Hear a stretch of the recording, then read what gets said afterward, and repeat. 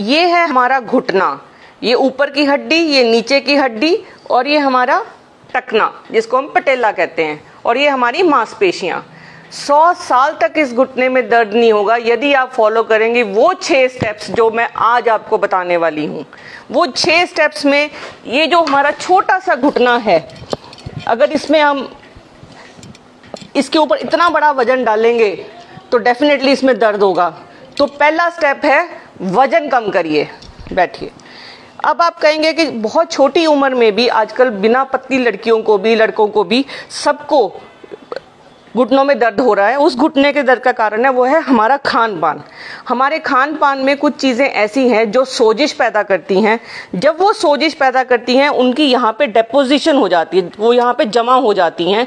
जब वो यहाँ जमा हो जाती हैं तो ये चीज़ें आपस में जब चलती हैं तो ये रगड़ खाती हैं। जब ये रगड़ खाएंगी तब हमें दर्द होगा। तो हमारे खान पान में हमें क्या नहीं करना है, खान पान में हमें ये सबसे ज़रूरी चीज़ है कि हमें बहुत चीनी वाला खाना, बहुत सॉल्ट वाला खाना, फैटी खाना और ओमेगा 6 फैटी एसिड्स वाला, वो इन्फ्लामेशन पैदा करता है या ट्रांस फैट जिसको हम कहते हैं, वो नहीं लेना। तो हमें दूध अवॉइड करना है। सिर्फ जो बहुत पतले लोग हैं वो पी सकते हैं, लेकिन ज़्यादातर लोग जो मोटे हैं उनको दूध अवॉइड करना है। दूध की जगह पे वो छाछ ले सकते हैं और लस्सी ले सकते हैं, नमकीन थोड़ा सा नमक डाल के या फीकी लेंगे जिससे कि उनका कैल्शियम पूरा हो जाए। खान पान अगर हम फ्रेश फ्रूट्स रखेंगे, हर्ब्स रखेंगे, अदरक है, हल्दी है, कड़ी पत्ता है और ऑरेंज, एप्पल, पाइनएप्पल, ये सब ऐड रखेंगे तो इस घुटने में कभी भी आपको दर्द नहीं होगा। खान पान के बाद अगली चीज़ है हमारा पोस्चर। हम किस तरीके से बैठते हैं। ये जो बैठने का तरीका है, अब मैं सीधी बैठी हूँ और मेरा घुटना यहाँ नीचे लटक रहा है। अगर मुझे ये घुटना मेरा ऐसे नीचे लटकेगा तो इसमें यहाँ पे आप ये देखेंगे ऐसे ये लटकेगा तो ये पेन पैदा करेगा, बिकॉज ये जो चीज़ है इस पे ऐसे रगड़ खाएगी। तो इससे अच्छा है कि मैं इसको थोड़ा सा अगर पीछे की तरफ मोड़ूंगी ऐसे करके। इसीलिए 6 से 8 इंच की मेरे को एक पट्टी रखनी है जो मैं जब ऑफिस चेयर में बैठूंगी तो उसको ऐसे रखूंगी। अगर ऐसे रखूंगी और ये चीज़ ऐसे होएगी तो ये दोनों चीज़ें आराम देंगी और ये दर्द नहीं होगा।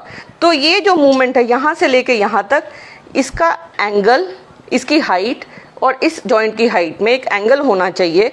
ये जॉइंट, नी जॉइंट जो है वो हिप जॉइंट से हमेशा 1 आधा इंच ऊपर रहना चाहिए और सपोर्टेड रहना चाहिए, ताकि 6 से 8 इंच, ताकि ये नी में दर्द ना हो। अगली रहेगी मेरी चप्पल। आपने देखा ही होगा मैंने चप्पल भारी पहनी हुई है, इसीलिए मेरे घुटने में कट कट की आवाज़ आती है। इस चप्पल को अगर मैं सीधा पहनूंगी, बिना हील के पहनूंगी और सॉफ्ट पहनूंगी तो मेरे घुटने को आराम मिलेगा। तो हमें हमेशा वो चप्पल पहननी है जिसको ऐसे मूव करने से वो चप्पल को थोड़ा सा मूवमेंट हो, ताकि हमारे घुटने को आराम मिले। अगली चीज़ रहेगी धूप। विटामिन डी जो इस टाइम का सबसे बड़ा एपिडेमिक है, विटामिन डी की डेफिशिएंसी। 90% पॉपुलेशन जो धूप में नहीं निकलती वो विटामिन डी डेफिशिएंट है। धूप से ही विटामिन डी मिलता है, जो खाने पीने से विटामिन डी मिलता है वो पूरा नहीं होता। तो इसके लिए बहुत ज़रूरी है कि हम धूप में ज़रूर निकलें। 30% बॉडी चाहिए और एक्सपोज्ड बॉडी चाहिए।